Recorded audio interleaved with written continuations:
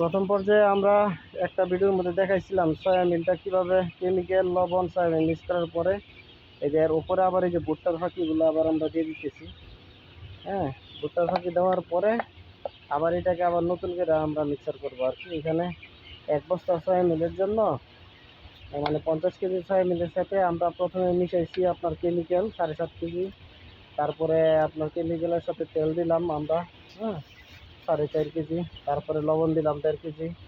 এখন এই যে ভুট্টার ফাঁকি, হ্যাঁ, ভুট্টার যে ফাঁকিটা এই যে দেখেন ভুট্টার ফাঁকি, হ্যাঁ। আর আমাদের আগের যে মিশ্রণগুলো এগুলো কিন্তু নিচে পড়ে গেছে, সয়া মিলের মিশ্রণগুলো নিচেরগুলো হলো সয়া মিল। এখন উপর দিয়ে আবার ভুট্টা দিতেছি, হ্যাঁ। এখানে 2 বস্তা ভুট্টা লাগবে 100 কেজি, 300 কেজির জন্য 100 কেজি ভুট্টার ফাঁকি।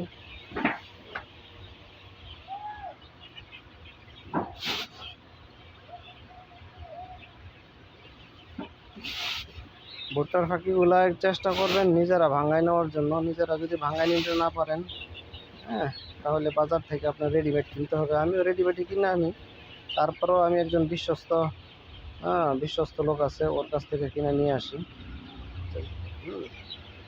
ভুট্টাগুলোর সাথে অনেক সময় বাজারের ভুট্টার সাথে ওরা কী করে, ওরা লাইমস্টোন বিভিন্ন কিছু মিলে ইয়ে করে দেয়। আর ভুট্টার ফাঁকিগুলো আপনারা আরেকটা জিনিস করবেন, এগুলো একসাথে সব কিনবেন না, হ্যাঁ। কারণ একসাথে কিনে গেলে হয় কি, এটা আপনার ওই দলা বাইজা যায়, তারপরে অনেক ধরনের ইয়া হয়, ফাঙ্গাস তৈরি হয়। এই জন্য চেষ্টা করবেন ভুট্টার ফাঁকি 4 বস্তা 3 বস্তা 2 বস্তা করে আনার জন্য, অল্প অল্প করে, হ্যাঁ, যাতে ভুট্টাগুলো ভালো থাকে। ভুট্টার ফাঁকি কিন্তু আপনার এইভাবে ভাঙায় রাখলে আপনার সর্বোচ্চ আপনার 8-10 দিন ভালো থাকবে, তারপরে আস্তে আস্তে নষ্ট হয়ে যায়। এই জন্য চেষ্টা করবেন ভুট্টার ফাঁকিগুলো একবারে না নিয়ে 2বারে 3বারে নেওয়ার জন্য, পুরো 1 মাস একটা। হ্যাঁ, এখন ভুট্টার ফাঁকিগুলো মিক্সিং করা হবে দেখেন ওই আগের সিস্টেমেই।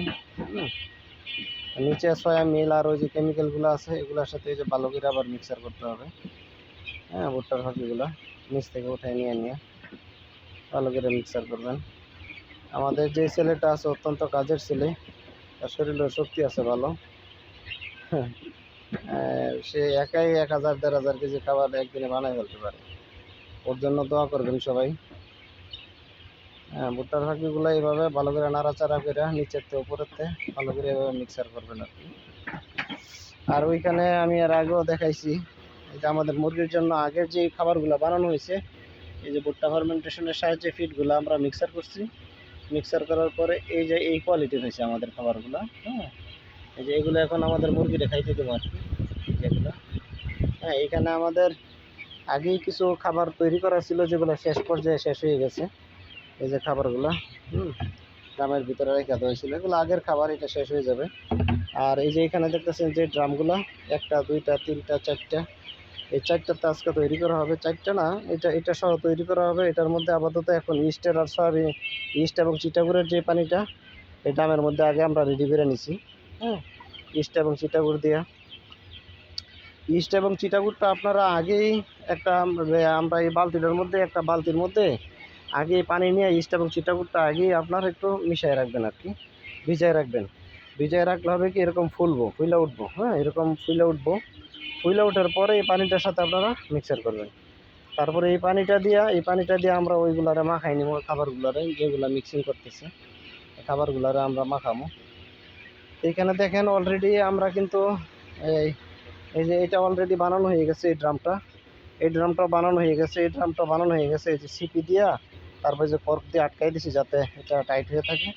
এখন আমরা এটার মধ্যে তৈরি করবো। এটার মধ্যে তৈরি করে সিপি আছে, ঢাকনা আছে, এটার মধ্যে রেখে আমরা আটকাই দিব আর কি, হ্যাঁ।